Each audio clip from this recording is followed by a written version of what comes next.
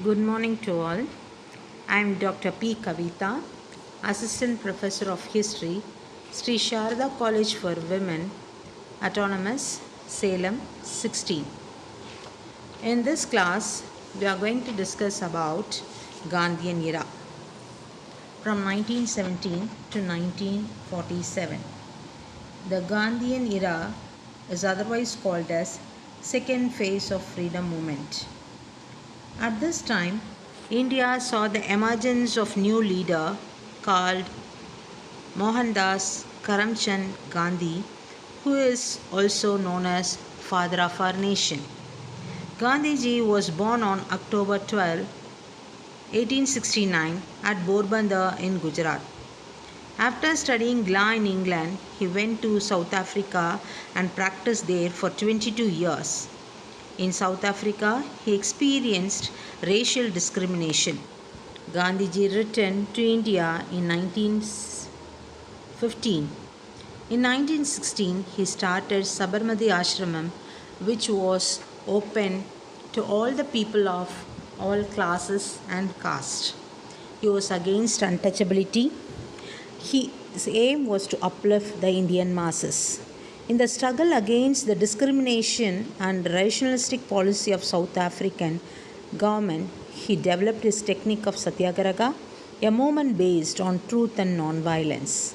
According to Gandhiji, non-violence was a weapon of the strong and not the weak one.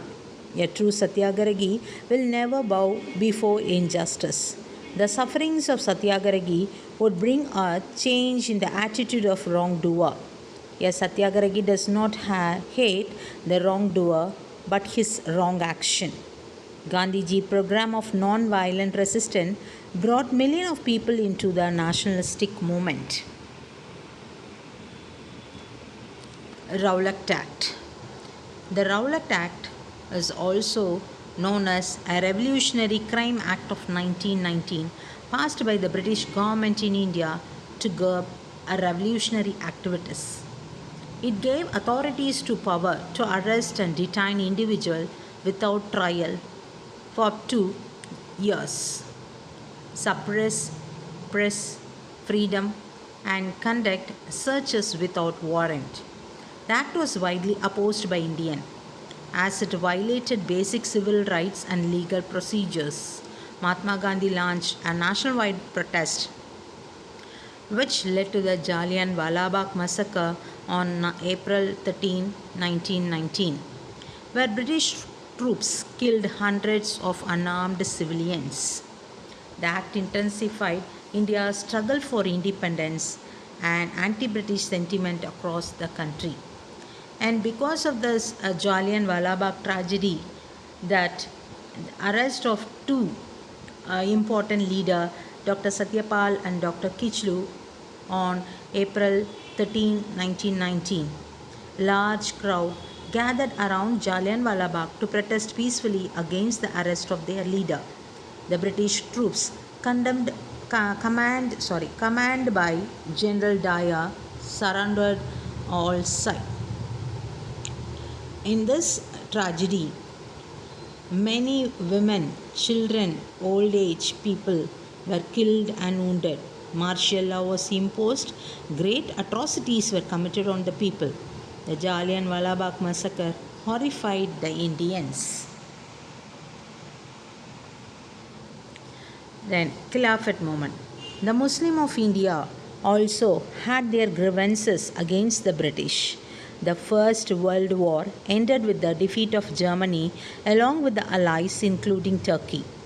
The Ottoman Empire under the Turkish Sultan was broken up and the territories were shared by the British and France. The Muslims in India protested against the humiliation of the Turkish Caliph, who was also their religious head. The important leader of this movement were Ali brothers, Muhammad Ali, Shaukat Ali, and Maulana Abul Kalam Azad. Gandhiji wholeheartedly supported the Khilafat cause as he felt that the Indian Muslims were genuinely aggrieved over the wrong done to Turkey. In the Khilafat movement, Gandhiji saw an opportunity of Hindu-Muslim unity. The Khilafat movement was closely linked to the non cooperation movement, but it declined after the abolition of the Caliphate by Mustafa Kemal in 1924. Despite its failure, the movement played a crucial role in uniting Hindus and the Muslims in the fight for Indian independence. Non cooperation movement. The non cooperation movement was started under the leadership of Mahatma Gandhi. The main aim of the movement was to attain Swaraj through non violence and peaceful means. The Indians who received titles and honors were to remove them in protest. All the government institutions, including schools, colleges, office, and legislature, were boycotted. In 1921, at the Congress session at Ahmedabad, the non cooperation movement called for the refusal to pay taxes till their demands were met. On January 5, 1922, a procession of 1,000 peasants was organized at Chauri Chaura. The police fired at the peasant. In return, the angry peasant attacked and burned the police station, killing 22 policemen. Mahatma Gandhi condemned the action of the peasant and suspended the non cooperation movement. The movement saw massive participation but called off by Gandhi after the Chauri Chaura incident. The action of Mahatma Gandhi were severely criticized by some Congress leaders. The activities of the nationalistic movement were suspended for some years. During this period, Gandhiji worked for Hindu-Muslim unity, a removal of untouchability, and upliftment of women.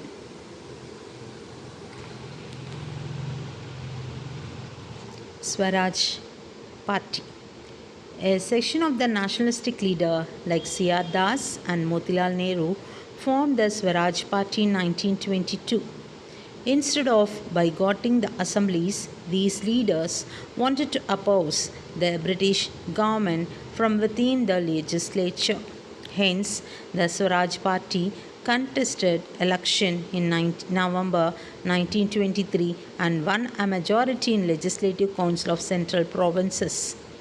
For the first time, the Legislative Assembly wore the appearance of truly national assembly where national grievances were fully voiced, national aims and aspirations expressed without any reservation, and the real character of the British rule was exposed. The new party had some success in making the government realize that system of diarchy introduced in the province was unworkable. But the main objectives of wrecking the government from within was not fulfilled, and the influence of Swaraja Party on the Indian politics suffered a decline, especially after the death of C.R. Das in 1925, because of internal differences that weakened the party. By late 1920, it merged back into the Indian National Congress, but it played a crucial role in keeping the spirit of opposing alive with the British controlled institution.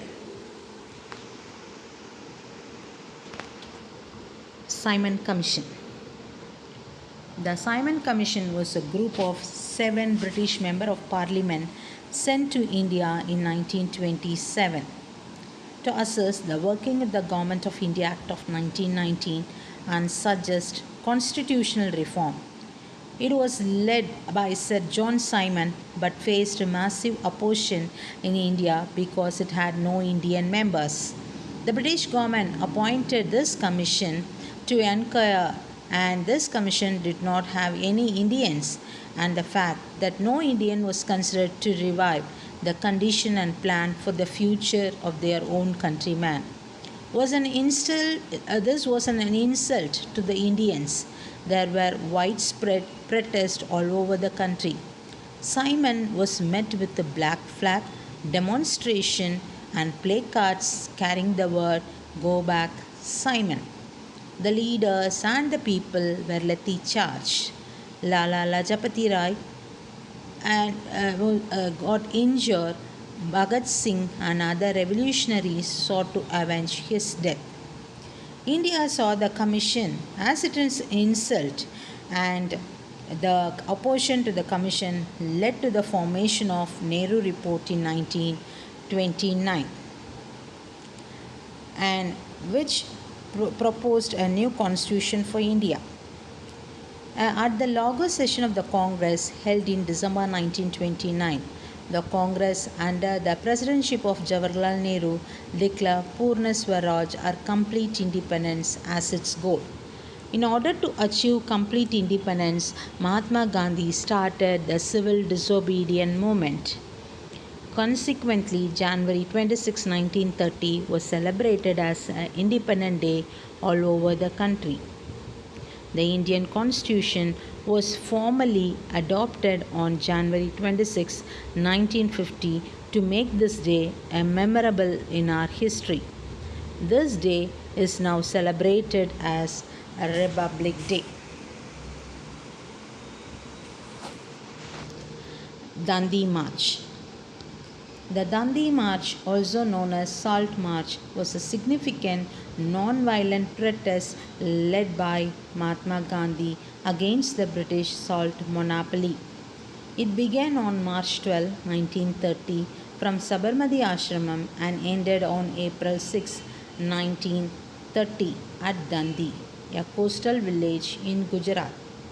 Gandhiji, along with his 78 followers, marched 240 miles, 385 kilometers, to make a salt from seawater, defying the British salt law, which imposed heavy taxes on salt production and sales. The march was a part of civil disobedience movement and gained massive support, inspiring similar protests across India. The British arrested thousands, including Gandhi, but the movement highlighted India's demand for Swaraj, self-rule. The Dandi March became a global symbol of non-violent resistance, satyagraha, and played a crucial role in India's struggle for independence.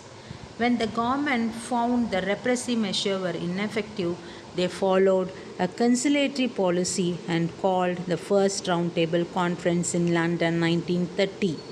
The Congress boycotted the conference. It was attended by the representative of Muslims, Sikhs, and other sections of the Indian community. In 1931, the Gandhi-Irvine Pact was signed, the civil disobedience movement was suspended, and the Congress decided to attend the next Roundtable Conference. In 1931, the Gandhi attended the second Roundtable Conference in England, as no decision could be made regarding the communal question and the constitutional changes. Mahatma Gandhi returned to India without any settlement. The civil disobedience movement was once again revived. In November 1932, the Third Roundtable Conference was held in England. The decision taken at the conference provided the outline for the Government of India Act of 1935, the Gandhi-Irvine Pact. The Gandhi-Irvine Pact was an agreement signed on March 5, 1931 between Mahatma Gandhi and Lord Irwin, the then Viceroy of India. It was a result of negotiation to end the civil disobedience movement and prepare for second roundtable conference in London. As per the pact, Gandhi agreed to call off the civil disobedience movement, stop the salt satyagraha, and participated in the second roundtable conference. In return, the British government agreed to release political prisoners, allow peaceful protest, and permit Indians to make salt for peaceful personal use. However, key demands like granting Swaraj self-rule were not met, And after the failure of Second Roundtable Conference, the freedom struggle continued with renewed intensity. In 1932, when Gandhiji was in jail, the British government announced a scheme known as Communal Award under Ramsay MacDonald. Among other things, the Communal Award provided a separate electorate for depressed classes. Gandhiji protested against this and went on a fast up to death to secure its modification. Finally, he succeeded in getting the Pune Pact of 1932, by which the depressed communities agreed to have joint electorate with advocate representation. August Offer. The August Offer was a proposal made by British government on August 8, 1940 to seek Indian cooperation during World War II.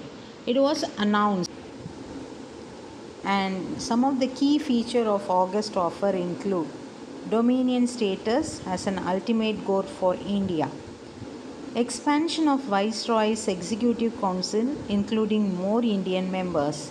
A Constituent Assembly would be formed after the war to frame a new constitution. Assurance that no future Indian constitution would be imposed without the contest of minorities and political parties. However, the Congress rejected the offer, demanding complete independence, while the Muslim League saw it as an opportunity to push for Pakistan. The failure of August Offer led to more intense nationalistic movement, including Quit India movement.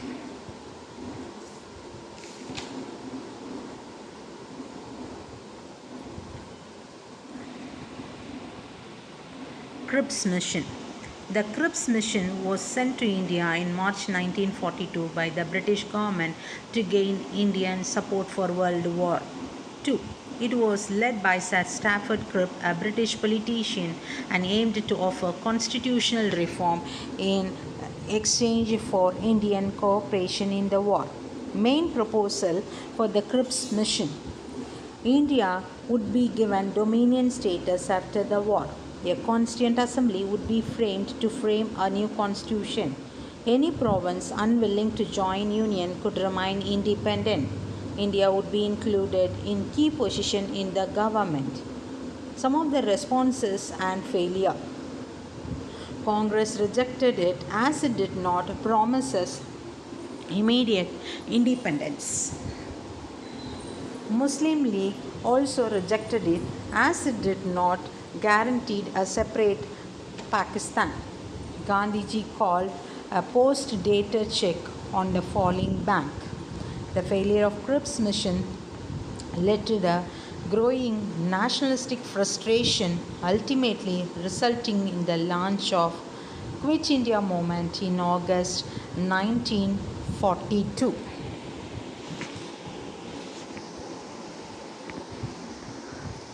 Quit India movement. On August 8, 1942, All India Congress Committee adopted a resolution in favor of starting a mass movement on the large scale. Gandhiji gave the slogan Quit India.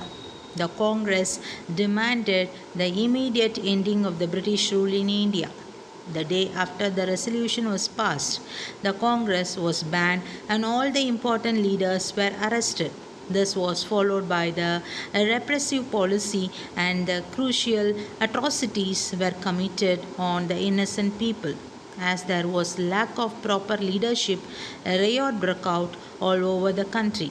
The people set fire to many police stations, post office, railway stations, and other government buildings. The government tried to suppress the agitation with an iron hand. Mass arrests were made. Thousands of Indians became the target of the British rule. And though the movement was crushed in by 1944, it showed India's unbreakable determination for independence. It forced the British to acknowledge that they could no longer rule India without Indian cooperation.